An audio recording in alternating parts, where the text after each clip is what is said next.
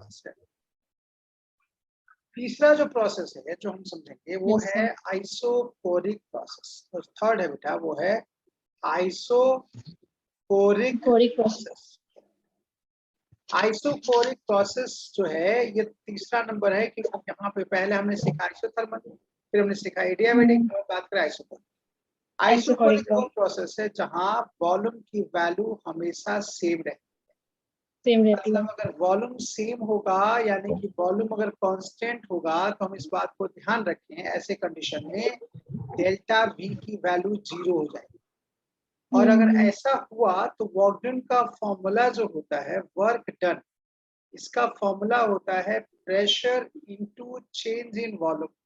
जब यही 0 है यानी कि वर्क डन की वैल्यू जो होती है बेटा वो 0 होती है in case of isochoric process. Work done की वैल्यू गैसेस पे हमेशा 0। तो इससे क्या फायदा होगा? इससे फायदा होगा कि देखो वॉल्यूम कांस्टेंट है तो हम ये कह सकते हैं, इसका मतलब ये हो गया कि according to first law of thermodynamics,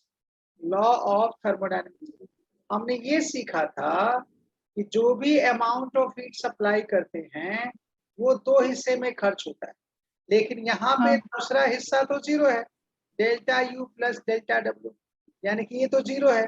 तो ऐसे कंडीशन में डेल्टा क्यू की वैल्यू हमेशा delta Q is equal to हमेशा डेल्टा यू के इक्वल। अब ये ध्यान रखना है, इसको इस्तेमाल कैसे करना है, ये तो प्रोसेस कह रहा है। जब भी सिस्टम हमें सिर्फ इंटरनल एनर्जी कैलकुलेट करनी, देखो आइसोथर्मल में और आइसोकोरिक में बेसिक डिफरेंस आपको मैं पहले सिमिलरिटी जो हमें दिखता है, वहां पे डेल्टा यू की वैल्यू 0 था, यानी कि जो भी हीट हम सप्लाई करेंगे वो पूरे तरीके से वर्क डन में कन्वर्ट होगा, लेकिन वो प्रोसेस बहुत ही स्लो होता है, ठीक है ना, इसलिए प्रैक्टिकली भी इसका बहुत ज्यादा यूज नहीं है। लेकिन आइसोकोरिक में वर्क डन की वैल्यू 0 होती है और जो भी हम हीट सप्लाई करते हैं इंटरनल एनर्जी में चलता है। और ये प्रोसेस स्लो नहीं, बल्कि ये प्रोसेस किसी भी सिस्टम का इंटरनल एनर्जी कैलकुलेट करने का फॉर्मूला है। आप सपोज करो कि तेरे खर्चे 10,000 है और तेरी इनकम भी अगर तू कमा भी 10,000 है, तेरे पास बचत 0 होगा। बचत तो तभी सोचेगी ना जब तू अपना इंटरनल एनर्जी मेंटेन करेगी। तो गैस इंटरनल एनर्जी को प्रेफरेंस पहले देगा तभी वो आगे वर्क करे।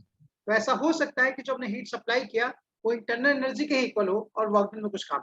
ये इसमें जब भी किसी गैसेस सिस्टम का किसी भी सिस्टम का इंटरनल एनर्जी कैलकुलेट करना, उसके सिंगल कॉन्सेप्ट है कि हम डेल्टा डब्ल्यू की वैल्यू को 0 करते हैं। इस प्रोसेस का मेन काम है, इसलिए इसको हम कांस्टेंट वॉल्यूम प्रोसेस भी कहते हैं। इसका जो नाम है वो कांस्टेंट वॉल्यूम प्रोसेस। बिल्कुल, इसको हम ऐसे ले सकते हैं कांस्टेंट, मतलब कि अपना सारी इंटरनल एनर्जी मेंटेन करके रखता है। मतलब जो भी तुम हीट सप्लाई करोगे वो सारा का सारा उसके इंटरनल एनर्जी में चेंज होगा। यानी कि यहाँ से हम इंटरनल एनर्जी का एक फॉर्मूला ढूंढ सकते हैं कि किसी भी गैस का इंटरनल एनर्जी का फॉर्मूला क्या होता है। तो यहाँ देखो डेल्टा क्यू का फॉर्मूला, डेल्टा क्यू जो होता है वो एक्चुअली में एन सी डेल्टा टी होता है। N number of moles of gas है, सी मोलर स्पेसिफिक हीट है, और डेल्टा टी जो है, डेल्टा टी यहाँ पे राइजिंग टेम्परेचर। लेकिन अगर और भी कांस्टेंट, अगर वॉल्यूम सेम रहे तो हम सी को जो है सीवी से लिखते हैं। इसको कहते हैं molar specific heat at a constant volume. यानी कि इस कंडीशन इस प्रोसेस में डेल्टा क्यू का formula N C V delta T होता है। और डेल्टा क्यू चूंकि डेल्टा यू के इक्वल है तो डेल्टा यू का भी स्टैंडर्ड फॉर्मूला हो गया, बल्कि हम इसको इस्तेमाल करेंगे एन सी वी डी। अब देखो समझना कैसे इसको, डेल्टा क्यू का फॉर्मूला कुछ भी हो सकता है। यहाँ पे वॉल्यूम कांस्टेंट है तो एन सीवी डेल्टा टी हो गया, प्रेशर कांस्टेंट होगा तो एन सीपी डेल्टा टी हो जाएगा, बाकी जगह कुछ और हो सकता है बेटा, अगर दोनों से ना हो तो एन सीपी डेल्टा टी हो जाएगा। डेल्टा क्यू का फॉर्मूला कुछ भी हो सकता है, वो प्रोसेस पर डिपेंड करता है क्या उसका, लेकिन डेल्टा यू का फॉर्मूला फिक्स है। डेल्टा यू सिर्फ एन सीवी डेल्टा टी के इक्वल, सिर्फ एन। ये इसका इंपॉर्टेंट पॉइंट है जो इस प्रोसेस में हम कैरी फॉरवर्ड करेंगे, जो हम यहाँ से समझेंगे कि हमें इस प्रोसेस में इंटरनल एनर्जी को रिप्रेजेंट करने का या उसकी वैल्यू कैसे कैलकुलेट करेंगे उसका फॉर्मूला है। Clear? Yes sir. Pressure volume curve, यहाँ पे वॉल्यूम की वैल्यू कांस्टेंट है, इसीलिए जो यहाँ पे ग्राफ बनेगा वो ग्राफ ऐसे होगा, या तो वॉल्यूम, मैंने कहा ना ये P है ये V है, वॉल्यूम या तो ऐसे होगा प्रोसेस का ग्राफ या फिर ये होगा। मतलब यहाँ पे वॉल्यूम में कोई फर्क नहीं पड़ेगा, प्रेशर इंक्रीज या डिक्रीज कर सकता है, इसकी बात करें या तो ऊपर या नीचे। ये पीवी का ग्राफ है यहाँ पे, जिसके हम सिग्निफिकेंटली यूज कर सकते हैं। ये है पी, मतलब यहाँ पे इसलिए मैंने कहा ना कोई वर्क डन या कोई एरिया इसलिए नहीं बन रहा बेटा, क्योंकि हम यहाँ पे कुछ किसी का कुछ एरिया, कोई ग्राफ बनेगा नहीं, इसीलिए हम यहाँ पे कोई एरिया नहीं निकाल सकते, वॉक डन की वैल्यू 0। अब यहाँ पे क्या होगा, प्रेशर जो है वो प्रोपोर्शनल टू टेम्परेचर के इक्वल। इसका मतलब हो गया कि हम यहाँ पे इसको बोलते हैं प्रेशर लॉ, या गेल-लुसिक लॉ भी कहते हैं इसको बेटा। P1 upon P2 is equal to T1 upon T2। तो यहाँ पे प्रेशर और टेम्परेचर का तो ग्राफ बन सकता है, लेकिन प्रेशर और वॉल्यूम का कोई ग्राफ नहीं। और यहाँ पे प्रेशर चूंकि टेम्परेचर की डायरेक्टली प्रोपोर्शन है, तो फिर आपसे अगर कोई कहता है कि प्रेशर और टेम्परेचर का ग्राफ कैसा होगा, वो सिंपल एक स्ट्रेट लाइन लीनियर ग्राफ ऐसे, ठीक है, ये हो सकता है। बट पीवी का ग्राफ जो ऊपर दिखा है ये प्रेशर टेम्परेचर विषय ग्राफ, इसको हम कहते हैं प्रेशर लॉ या गेल-लुसिक लॉ भी कहते हैं। ये हो गया गैसेस कॉन्सेप्ट से इसका रिलेशन। दूसरी बात जो हमें समझना है इसके अंदर, इस इक्वेशन के बाद यहाँ पे स्लोप पे कमेंट किया जा सकता है। स्लोप की वैल्यू जो होगी बेटा, वो यहाँ पे tan थीटा मतलब इनफाइनाइट होगा, क्योंकि एंगल की वैल्यू जो है बेटा वो 90 डिग्री है, और tan 90 जो होता है वो इनफाइनाइट, इसलिए स्लोप यहाँ पे नॉट डिफाइंड, ठीक है ना। tan 90 के लिए नॉट डिफाइंड होगी, एंगल बेटा यहाँ से बनता है, ये इसका। ऐसी कंडीशन में देखो, अब हमने स्पेसिफिक हीट की बात करी, तो स्पेसिफिक हीट की वैल्यू जो होगी, जो हमने कैलकुलेट किया था, तो उसके बारे में जरा देखें। ऑफ गैस जो अभी तक हमने लिखा था कि एडियाबेटिक में उसकी वैल्यू इनफाइनाइट होती है, आइसोथर्मल में उसकी वैल्यू 0 होती है। यहाँ पे इसकी वैल्यू ऐसा कुछ नहीं होगी, 0 से बड़ा होगा और इन्फिनिटी से छोटा होगा। मतलब यहाँ पे स्पेसिफिक हीट ऑफ गैस की वैल्यू कुछ ना कुछ कैलकुलेट किया जाएगा, कुछ ना कुछ वैल्यूज आपको मिलेगी। तो अगर आप आइसोकोरिक प्रोसेस में कुछ चीज याद रखना चाहते हैं, तो मोटा मोटी बेटा 2-3 पॉइंट्स है। पहला, डेल्टा वी की वैल्यू 0, क्योंकि वॉक डन प्रेशर कांस्टेंट है, डेल्टा वी 0 है, वॉक डन की वैल्यू जो होगी बेटा वो 0 होगी। जो भी हीट सप्लाई करेंगे इंटरनल में खर्च होगा। स्पेसिफिक हीट की वैल्यू यहाँ पे कुछ ना कुछ होगी, ना तो 0 ना इनफिनिटी, से कुछ बात नहीं करेंगे। स्लोप इसका नॉट डिफाइंड होगा, और पीवी ग्राफ इस तरीके से। ये है आइसोकोरिक प्रोसेस का।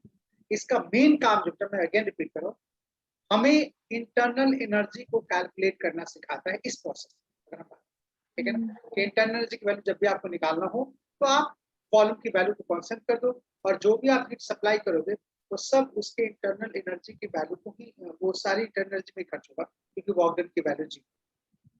चौथा जो पॉइंट है हमारे पास, फोर्थ जो है वो है आइसोबारिक। बार जो होता है वो प्रेशर के लिए यूज करते हैं, इसलिए आइसोबारिक प्रोसेस। इस प्रोसेस के अंदर प्रेशर की वैल्यू कांस्टेंट होती है। अगर मैं आपको सिंगल वर्ड में समझाऊं, तो ओपन सिस्टम को हम आइसोबारिक कहते हैं, और क्लोज सिस्टम को हम आइसोकोरिक कहते हैं। वॉल्यूम कांस्टेंट रखना पड़ेगा, ये कांस्टेंट, इसको प्रेशर कांस्टेंट मेथड भी कहते हैं। तो मैक्सिमम चीज जो सराउंडिंग में परफॉर्म होती है वो सब आइसोबारिक होता है, मतलब प्रैक्टिकली ये सबसे ज्यादा यूज होता है, इसलिए क्वेश्चन भी यहाँ से अच्छे खासे बने, ठीक है। आइसोबारिक प्रोसेस मतलब न्यूट्रिएंट के क्वेश्चन मैक्सिमम यहाँ से पुटअप किए जाते।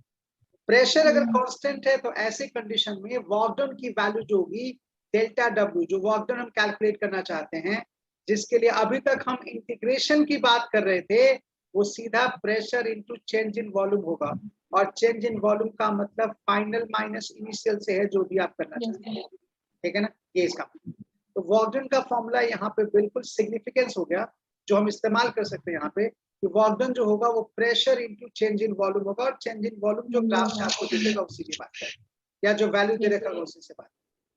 यहाँ पे ना तो डेल्टा यू की वैल्यू 0 होगी, ना डेल्टा की, डेल्टा की वैल्यू उसमें से कुछ भी 0 नहीं, सब बेटा कुछ ना कुछ देगा।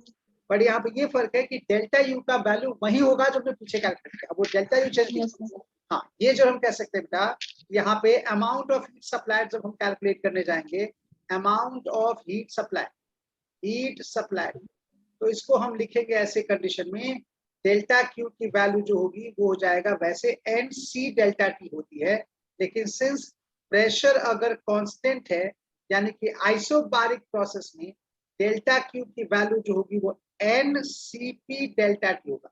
इसलिए मैंने कहा था कि डेल्टा क्यू का फॉर्मूला कुछ भी हो सकता है, कहीं पे जैसी प्रोसेस वैसी बात है, तो उसकी वैल्यू अलग हो सकती है, लेकिन डेल्टा यू की वैल्यू फिक्स होगी जो हमने पीछे से इस्तेमाल की।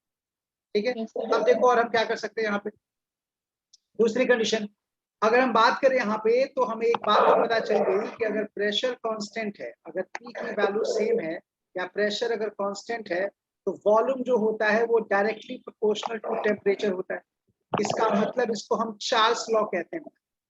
आइडियाबैटिक प्रोसेस के अंदर जो गैसेस फॉलो करेगा वो चार्ल्स लॉ को फॉलो करेगा, जहाँ पे हम कहेंगे V1/V2 is equal to T1/T2, ऐसे बात है। मतलब वॉल्यूम जो होगा वो टेम्परेचर के डायरेक्टली प्रोपोर्शनल होगा, और इसको हम इस्तेमाल कर सकते हैं जहां भी जरूरत पड़ेगी इस प्रोसेस। ठीक है, अब हम बात करेंगे ग्राफ, प्रेशर वर्सेस वॉल्यूम का ग्राफ कैसा होगा। VT का ग्राफ तो हम यहाँ से प्लॉट कर सकते हैं।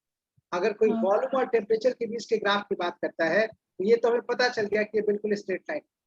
लेकिन हमें जो चर्चा करनी है वो ये चर्चा करनी है कि अगर हम पीवी ग्राफ की बात करें, तो आइसोबारिक प्रोसेस में पीवी ग्राफ कैसा होगा उसके बारे में डिस्कशन।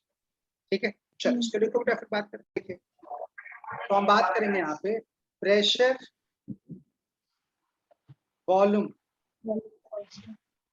कर्व इन isobaric process.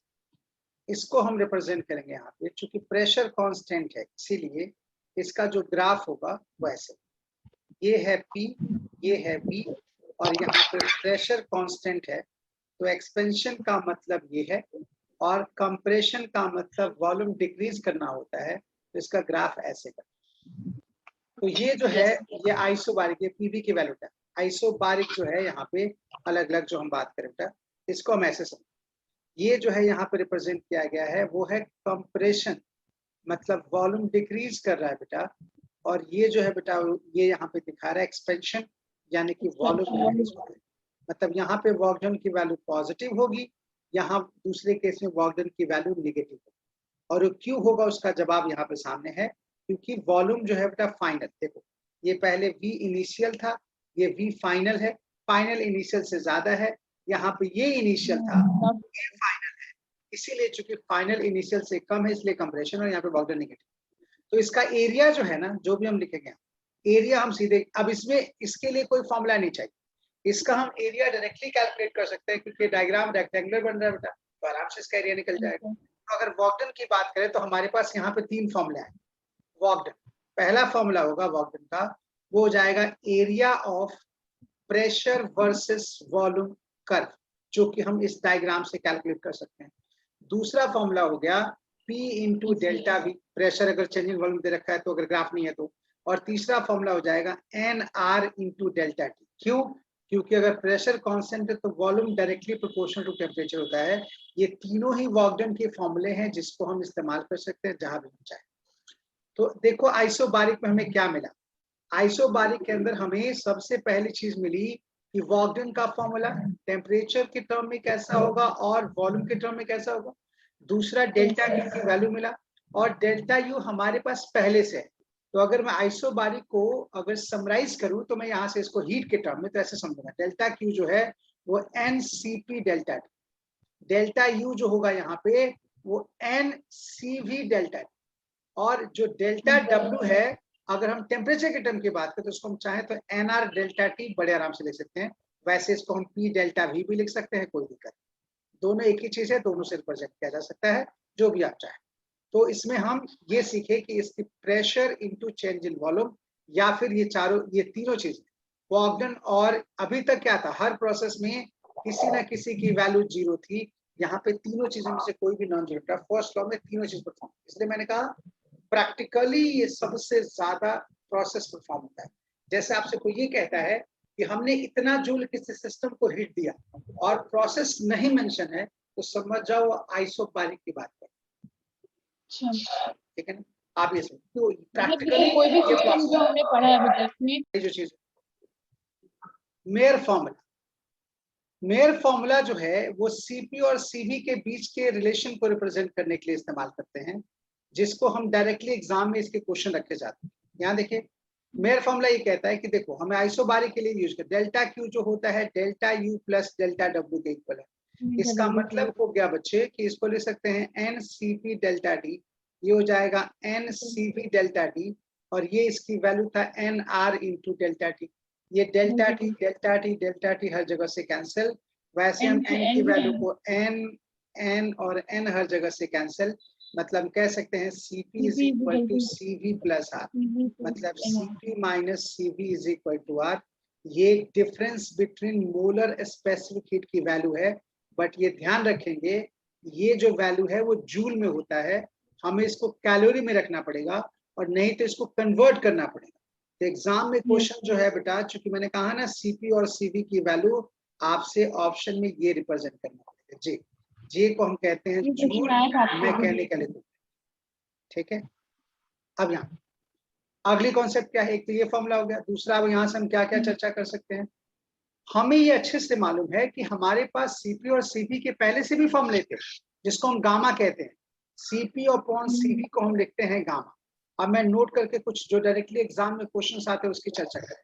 Cp upon Cv की वैल्यू गामा है और Cp माइनस Cv की वैल्यू आर है। अब अगर हमें वैल्यू निकालना हो Cp क्या है Cv का इन टर्म्स ऑफ आर, तो हम क्या करेंगे, जहां पे Cp है वहां पे गामा इंटू Cv लिख सकते हैं, लिख दो इस फॉर्मूले में। तो ये Cp minus Cv is equal to R को लिखेंगे gamma into Cv minus Cv is equal to R. यहाँ से Cv कॉमन कर लो, ये हो जाएगा gamma minus 1 is equal to R, और Cv की वैल्यू आर और गामा के टर्म में ऐसे लिख सकते हैं। और वैसे ही जब Cv निकल गया तो Cp भी लिख सकते हैं बेटा, क्योंकि Cp की वैल्यू हमको पता है, तो Cp को लिख सकते हैं। यहाँ पे Cp जो होता है वो गामा इंटू Cv होता है, और Cv की वैल्यू हमने कैलकुलेट कर लिया था, इसलिए इसको लिख सकते हैं R-1, ये Cp की वैल्यू। तो Cp की वैल्यू को हम इस तरीके से रिप्रेजेंट कर सकते हैं जहां भी हम चाहें, अगर इसकी जरूरत पड़ती है तो, ठीक है। यहाँ तो Cp को हम लिख सकते हैं यहाँ पे gamma into R upon gamma minus. ये डायरेक्टली फॉर्मूले एग्जाम में पूछे जाते हैं, यहाँ भी और यहाँ भी, ये दोनों फॉर्मूले को दिमाग में, ठीक है। फिर वापस आते हैं ग्राफिकली डिफरेंस को समझते हैं। ग्राफिकली अगर चारों ग्राफ हो एक ही प्लॉट पे, पीवी ग्राफ पे, तो उसको कैसे हम देखेंगे। फिर हम यहाँ से न्यूमेरिकल सेक्शन जो आजकल के ट्रेंड में क्वेश्चन है उसको समझते हैं कैसे बात करें।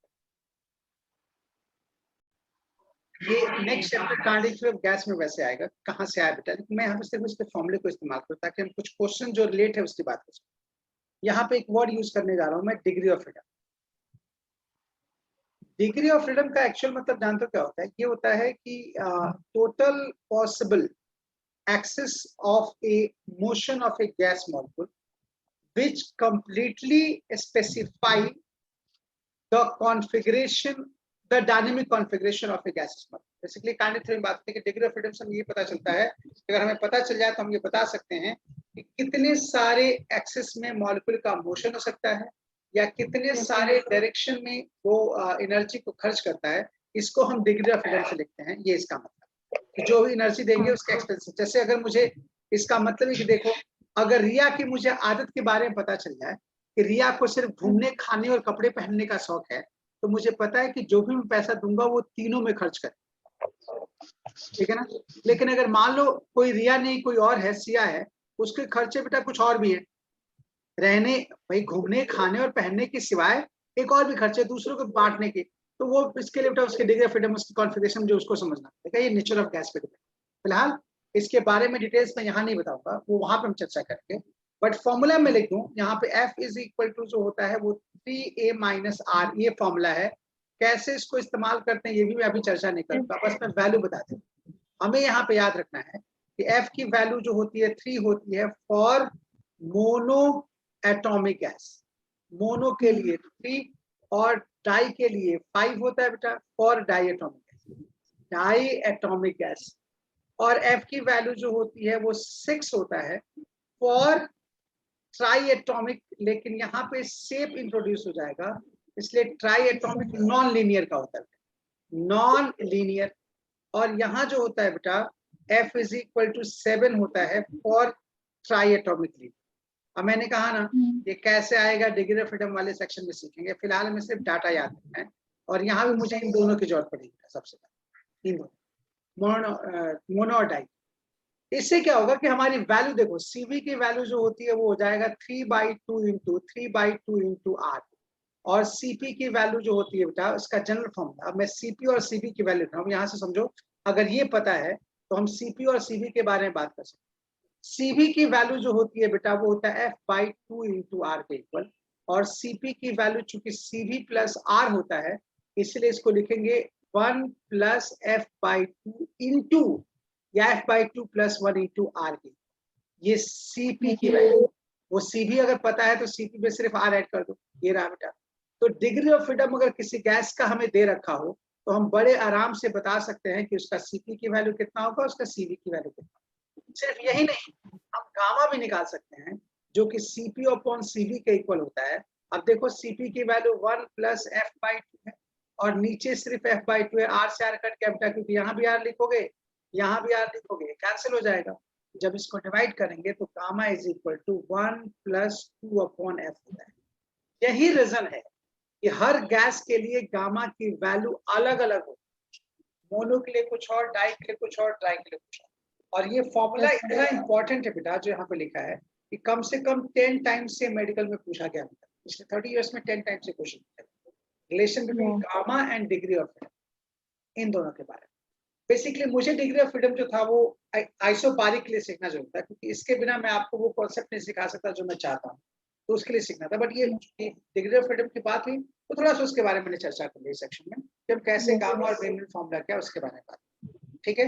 अब हमें इसके बाद दो चीज समझनी है, एक तो हम आइसोबारिक प्रोसेस में जो एनर्जी खर्च करते हैं उसका रिलेशन क्या होगा, डेल्टा क्यू डेल्टा यू सबकी वैल्यू, और फिर हम आगे बढ़ते जाएंगे। अब देखो कैसे कैसे कितने अच्छे से क्वेश्चन यहाँ से बनते हैं, कुछ ग्राफिकली और कुछ बेटा न्यूमेरिकल, ठीक है। लिखो इसको डेविड बात। अब ये सिंबल, इसका मतलब ये बहुत इंपॉर्टेंट है। देखो बेटा कई बार क्या होगा कि हमारे पास न्यूमेरिकल्स के लिए, ठीक है ना, कॉन्सेप्ट जो न्यूमेरिकल से डायरेक्टली रिलेट होते हैं। डेल्टा यू का फॉर्मूला मैंने अभी लिखा था NCV डेल्टा टी। अब देखो इसको मैं क्या लिख सकता हूँ, अब ये फॉर्मूला हमारे लिए हो गया, इसको मैं यहाँ पे लिखूंगा delta U is equal to n, और इसको लिखेंगे F/2 इंटू आर, जो लिखा था डिग्री ऑफ फ्रीडम, सीपी की वैल्यू F/2 लिखा था बेटा, तो NCP की वैल्यू जो होगी F/2 into are into delta, ये पूरा सीपी की वैल्यू। डेल्टा यू, अब देखो बेटा डेल्टा यू की डेल्टा क्यू जो होगा वो होता है NCP डेल्टा टी, मतलब यहाँ पे डेल्टा क्यू की वैल्यू सकते हैं n, इसको लिखेंगे 1 plus F/2 R into D T. अब हम सीधा ये बता सकते हैं जो भी तू हीट सप्लाई करेगी, जो भी हीट तुम किसी गैसेस को सप्लाई करोगे वो उसको कितना वर्क डन करेगा, कितना इंटरनल एनर्जी में खर्च होगा, क्योंकि सिर्फ डिग्री ऑफ फ्रीडम हमें चाहिए, ठीक है ना। ये सिर्फ F की वैल्यू हमें डिसाइड कर देगा, और वर्क डन का फॉर्मूला जो होता है वो होता है NR इंटू डेल्टा। अब देखो यहाँ पे क्या क्या चीजें मिल रही। सबसे पहला एक एक करके बात करता हूँ। पहली केस 1, हमें ये पता चल गया कि डेल्टा क्यू जो होता है वो 1 plus F/2 into NR delta T होता है एडियाबैटिक प्रोसेस में, मतलब हमें ये पता चल गया कि इसकी value 1 plus F/2 into delta W होता है। मतलब आप सीधा रिलेशन की बात कर सकते हो। अगर सिर्फ आप मुझे नेचर ऑफ गैस बता दो तो मैं ये बता सकता हूँ कि जो भी तुमने हीट दिया है वो सिस्टम कितना उसको वर्क करेगा, मतलब वर्क का फॉर्मूला हो गया 2/2 plus F into delta Q, ये रहा।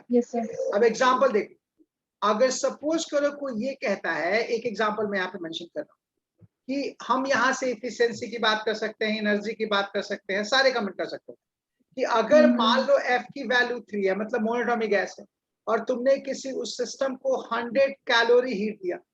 एक सिस्टम है जिससे मोनोटोमिक गैस था, उसको मैंने 100 कैलोरी हीट सप्लाई किया, और तुमसे कोई पूछता है find the amount of work done, बताओ कितना होगा, तो वर्क डन की वैल्यू जो होगी सीधे यहाँ से हम कैलकुलेट कर सकते हैं, और वो ये होगा वर्क डन 10 सेकंड से भी कम टाइम का क्वेश्चन होगा, क्या 2/2 प्लस F के जगह पे 3 इंटू साथ में 100, इसको सॉल्व करेंगे और कहेंगे 40 कैलोरी, मतलब ऐसे कंडीशन में जो तूने 100 कैलोरी हीट दिया था उस मोनोटोमिक गैस का, उसका मात्र 40 कैलोरी जो हीट है वही वो ऑर्गन में इस्तेमाल करेगा, बाकी के बाकी सारे बेटा इंटरनल एनर्जी में खर्च।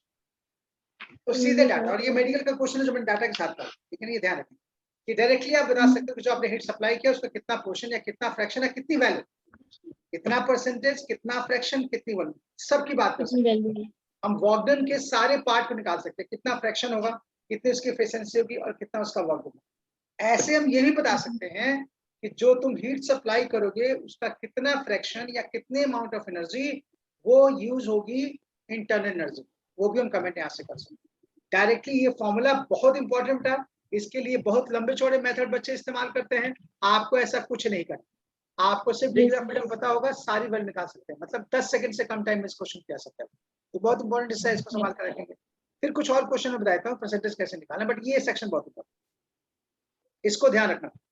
जो होता है, अगर मुझसे आपको कहेंगे कि मोनोटोमिक गैस से इफिशिएंसी क्या होगा, तो इफिशिएंसी का जो फॉर्मूला होता है वो ये होता है delta work done upon heat supply, इसको हम ईटा से लिखते हैं, ईटा इसका सिग्निफिकेंट है।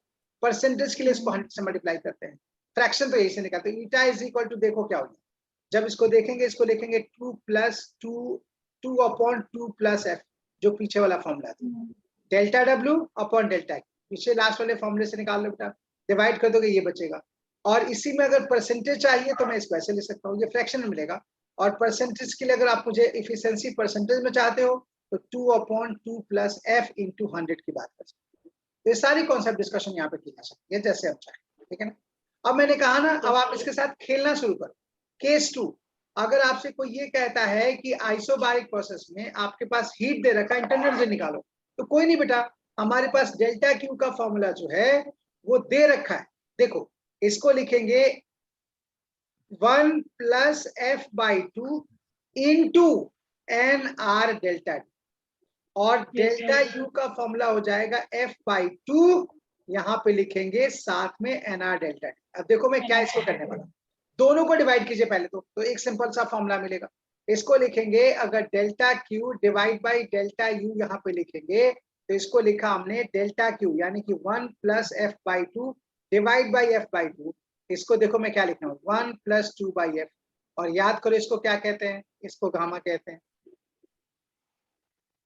मतलब डेल्टा क्यू में सीधा रिलेशन है, इसको gamma times of delta U लिख सकते हैं बेटा, सीधा ये रिलेशन दोनों, ये इसका रेशियो भी है बेटा, सीपी और सीपी का, ये इसी का रेशियो होता है बेटा।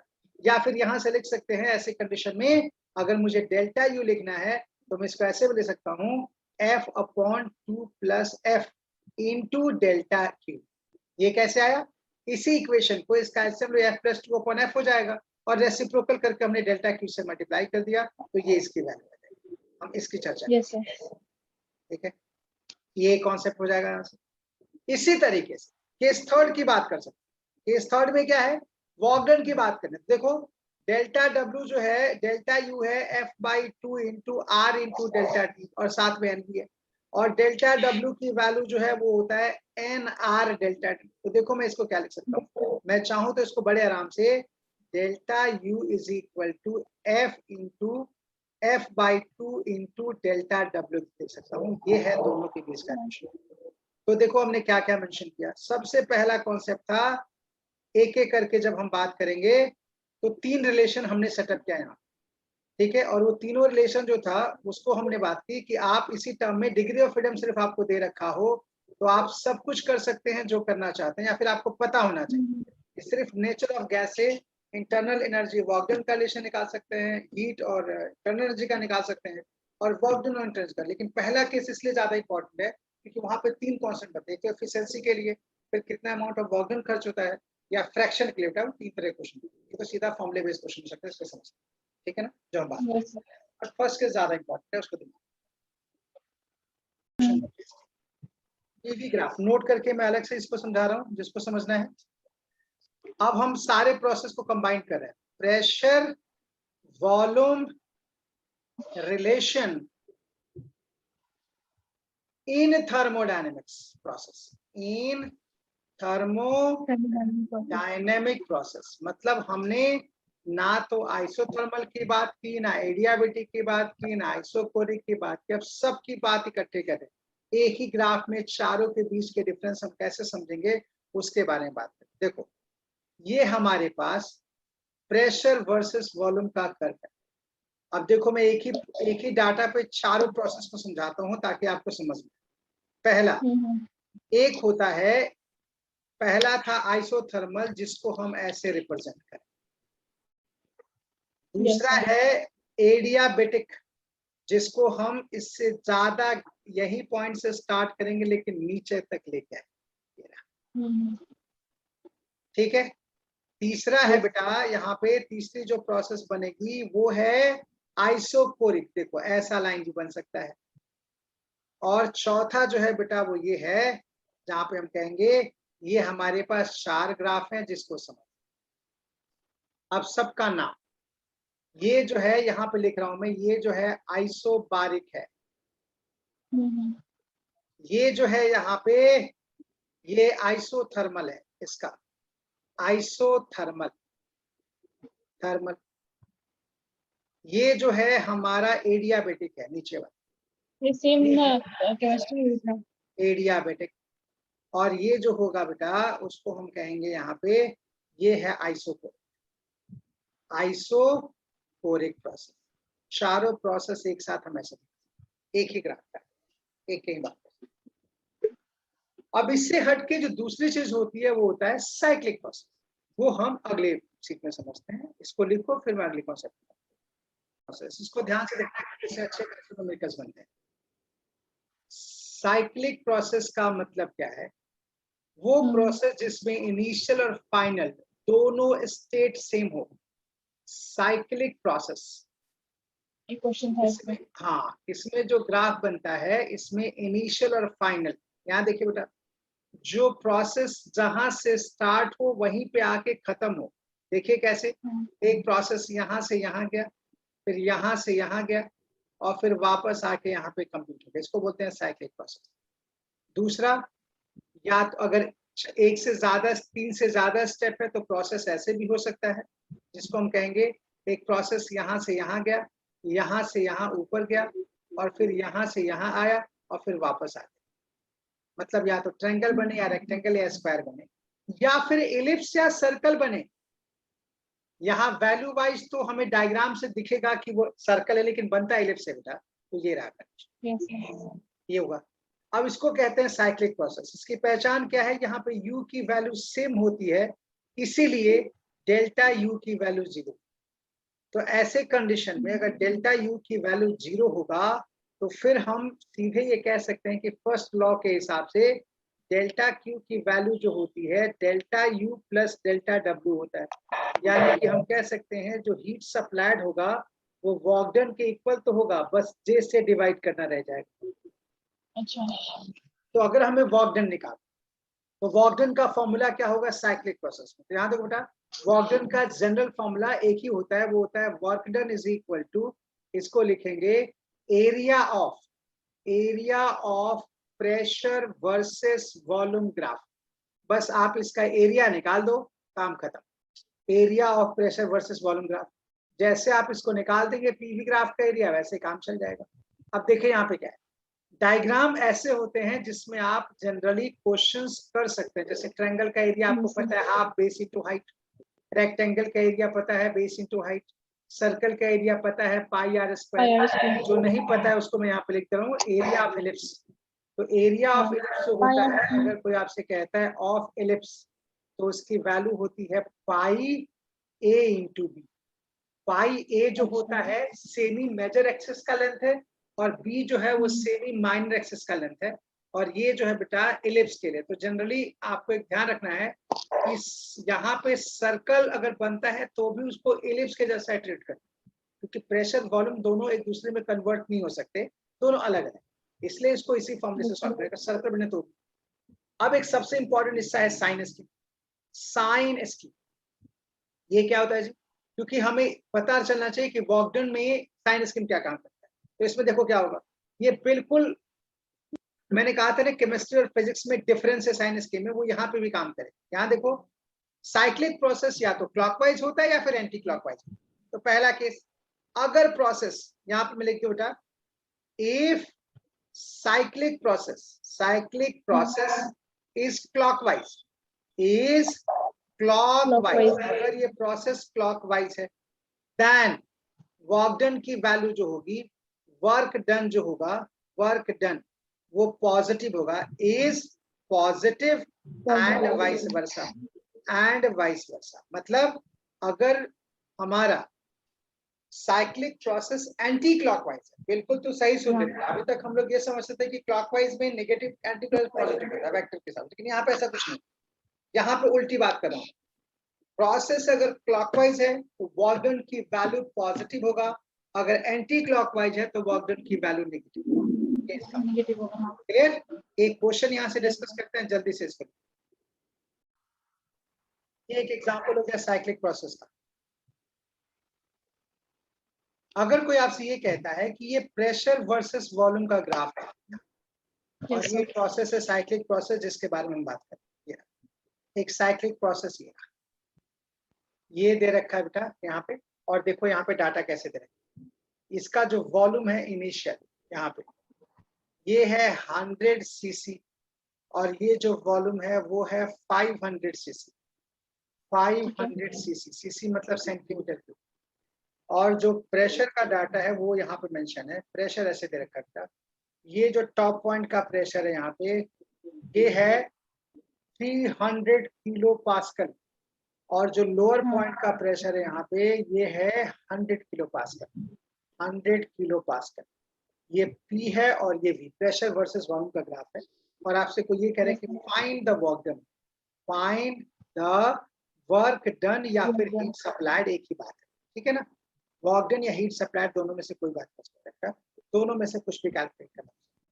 तो वर्क डन की हमने बात करें, अगर हीट होगा तो J से डिवाइड कर देंगे। तो सबसे पहले वर्क डन की वैल्यू जो होगी यहाँ पे, वर्क डन जो होता है साइक्लिक प्रोसेस में एक ही फॉर्मूला है, और वो होता है area of pressure versus volume, P versus V graph.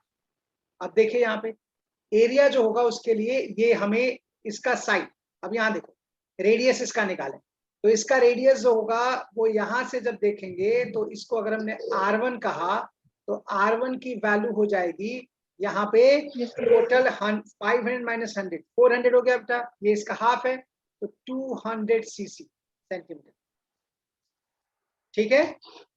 और अगर हम R2 देखते हैं इसके हिसाब से, ये वाला रेडियस देखते हैं बेटा, तो इसकी वैल्यू जो ये R2 है वो हो जाएगा R2 is equal to 100 kilo pascal. देखो पूरा डायमीटर इसका 200 है, उसका हाफ करेंगे 100 होगा, और दोनों की वैल्यू सेम नहीं हो सकती, इसीलिए हम हमेशा इसको इलिप्स के जैसा ट्रीट करते हैं। भले हमें सर्कल दिख रहा है बट ट्रीट इसको इलिप्स के जैसा करेंगे, क्योंकि दोनों के रेडियस अलग अलग है।